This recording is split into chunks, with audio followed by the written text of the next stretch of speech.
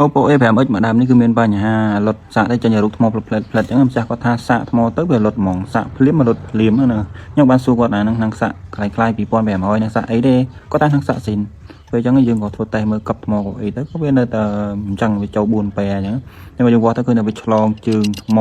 ហើយនេះគឺសេរីទៅចេញគាត់ទិញថ្មីប៉ុន្តែគាត់តែទូសាច់អីអញ្ចឹងក៏តម្រូវធ្វើខ្ជិលខ្ញាទៅក្រុមហ៊ុនអីយូរអញ្ចឹងក៏ធ្វើមកក៏ព្រឹកយកងាយបានអញ្ចឹងแล้วយើងចាប់ដើមមើលតាម line ហ្នឹងគឺវាចូលមកនេះចូលមកប្លុកនេះវាពី3ខ្សែហ្នឹងណាអញ្ចឹងក៏យើងព្យាយាមមើលតាមនឹងតាមអីអញ្ចឹងទៅ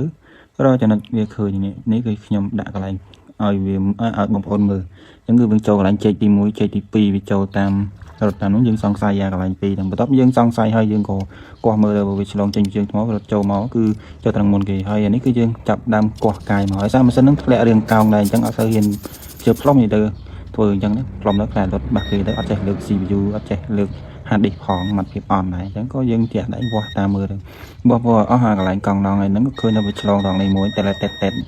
ហ្នឹងសង្ស័យមួយហើយទៅអានេះឡាញហ្នឹងគឺវាតែហ្នឹងដែរអញ្ចឹងក៏យើងវាស់ហើយទៅគឺយើងក៏សាកលើកអា2ហ្នឹងឃើញនៅវាតែនឹង2ហ្នឹងដែលវាឆ្លងតែមិនដឹងឆ្លងមួយណាអញ្ចឹងយើងមិនចេះមិនទៅបុកភ្លើមកអីទេពីក្របបិណ្ឌចៃអញ្ចឹងក៏ឆ្កឹះយកតែម្ដងទៅបងនេះអញ្ចឹងក្បាលមាត់យើងចាំការទេដាក់ស្នោប៉ោចទៅលើកយកតែមក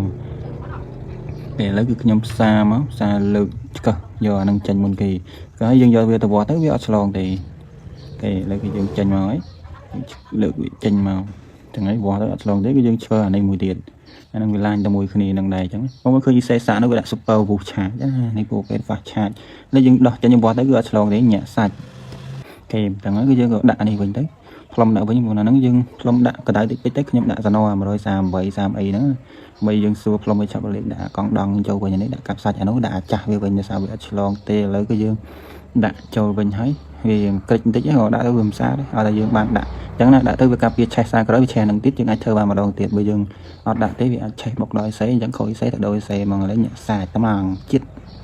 គេបន្ទាប់ពីរួចរាល់ហើយគឺកន្លែងនេះគឺខ្ញុំបិទជាមួយនឹងកាយតារាងយើងហ្នឹងទៅមានអីបិទវាឲ្យទៅចិត្តដាក់ស្កុតភ្លើងពីលើទៅវាចិត្តនេះព្រោះអីកន្លែងហ្នឹងវាសំខាន់វាតែជាប់មួយជើងស៊ីមណាបើយើងបិទទេខ្លាចទឹកចូលតាមជើងស៊ីមកវាហៀចូលអាហ្នឹងឆេះលុយវល់អញ្ចឹងយើងបិទឲ្យវាចិត្តទៅឃើញអញ្ចឹងឡើងបន្ទាប់ពីចិត្តហើយយើងក៏ដាក់កាវត្រជាក់ដាក់អីទៅតម្លាក់ចូលទូវិញទៅ